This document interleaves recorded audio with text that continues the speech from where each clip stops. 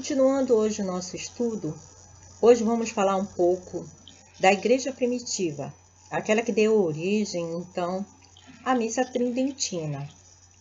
Pois, antes mesmo que ela existisse, São Pedro e São Paulo já começavam, então, a celebrar as missas, mas um pouco diferente do que nós conhecemos hoje. Então, vamos ver um pouco de pessoas, de santos que viveram a essa época. Vamos ver aqui um documento que diz assim, mais ou menos: no princípio era Verbo, e o Verbo estava com Deus, e o Verbo estava em Deus. Para que todos sejam um, assim como tu, ó Pai, és em mim e eu em ti, que também eles sejam um em nós, para que o mundo creia que tu me enviaste. João 17, 21. Nosso Senhor Jesus Cristo já estava falando da igreja, ele a cabeça e nós um membro deste corpo. Então, para que se a igreja pudesse realmente ser continuada, depois que ele ascendesse aos céus, era necessário ter os seus representantes. Então, Jesus, nosso Senhor, deu as chaves da igreja para, então, Pedro, primeiro Papa da igreja. E ele continuou até o fim da sua vida e foi martirizado, como muitos milhões de outros foram também martirizados por causa da palavra. E vamos continuar aqui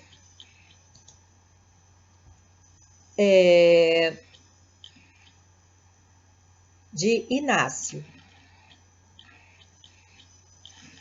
Portanto, tal como o Senhor não fez nada sem o Pai, estando unido com ele, seja possível por meio dos apóstolos.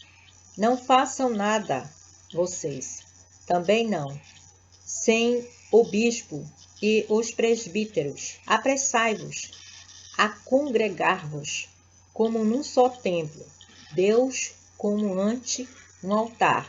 Jesus Cristo, que veio de um Pai e está com o Pai, e partiu a um Pai. Inácio, 105 depois de Cristo. Aí depois vamos ver uma outra citação também de Inácio. Sendo ele mesmo a porta pela qual entram Abraão, Isaque e Jacó, e os profetas e os apóstolos e toda a igreja, e todas essas coisas se combinam na unidade de Deus.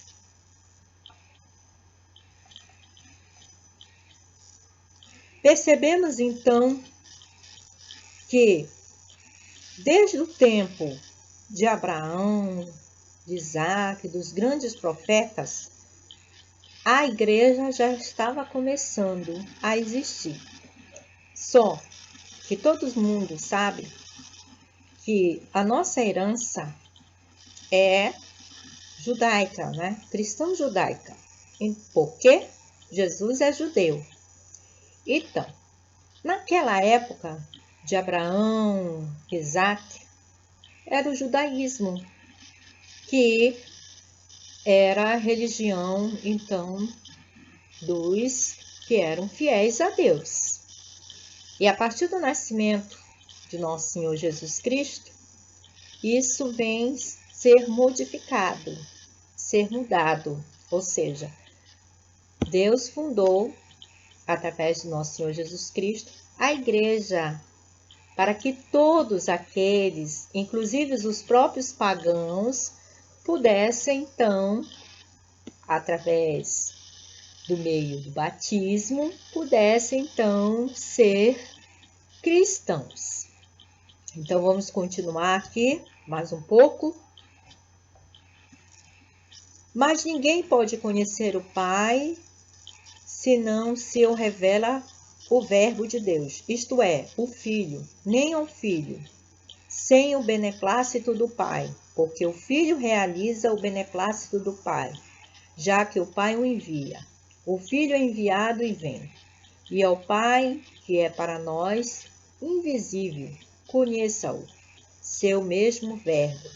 Este nos dá a conhecer, e o conhecimento do Pai é a mesma manifestação do Filho, pois todas as coisas se nos manifestam mediante ao Verbo.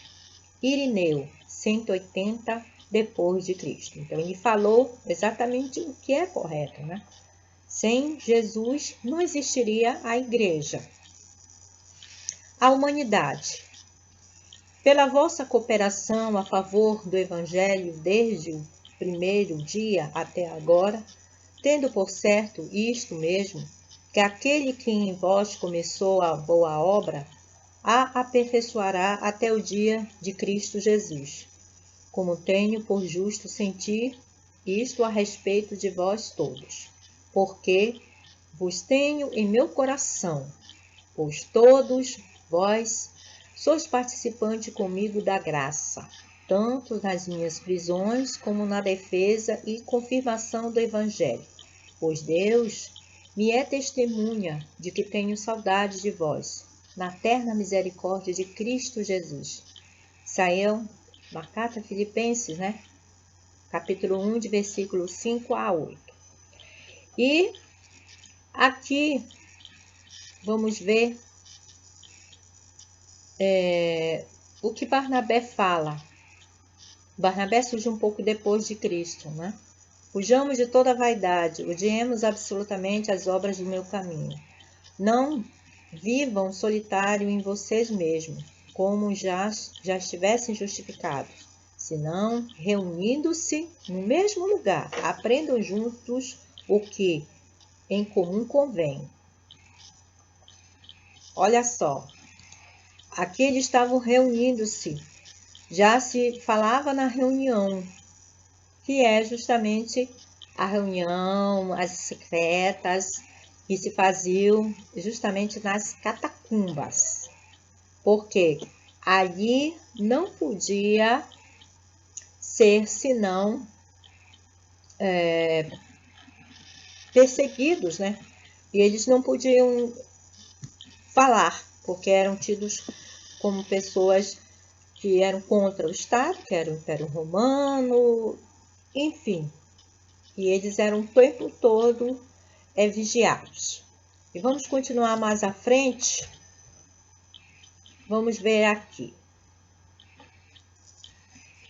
Sobre o domingo. Eu achei interessante aqui falar para vocês como eles falam sobre o domingo, que as missas são realizadas aos domingos, né? Justamente por causa da ressurreição de nosso Senhor Jesus Cristo. Mas hoje as missas são celebradas todos os dias, né? Mas o domingo é tido como o domingo do Senhor. A seguir se descreve como se realizavam os cultos, que antigamente chamavam, né, os cultos nas igrejas primitivas, o dia que se chama do sol, o domingo.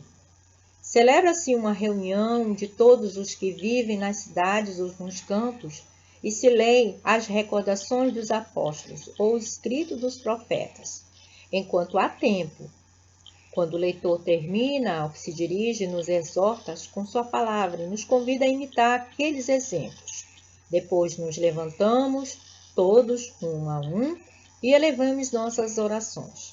Ao terminá-las, ofereces o pão e o vinho com água, como já dissemos, e o que preside, segundo suas forças. Também eleva suas orações e ações de graças, e tudo exclama: Amém.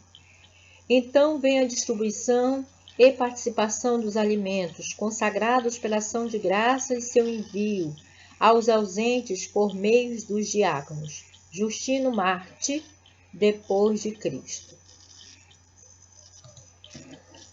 Aí vocês podem perceber que estava falando do quê? Da Eucaristia, né?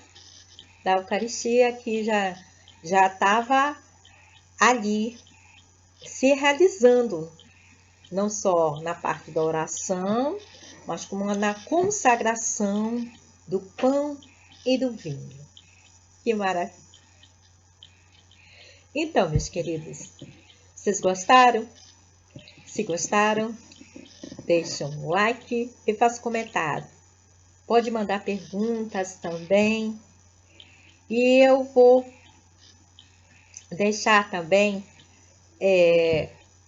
lá na descrição onde você pode encontrar essas informações. Tá bom? Então, tchau e salve Maria!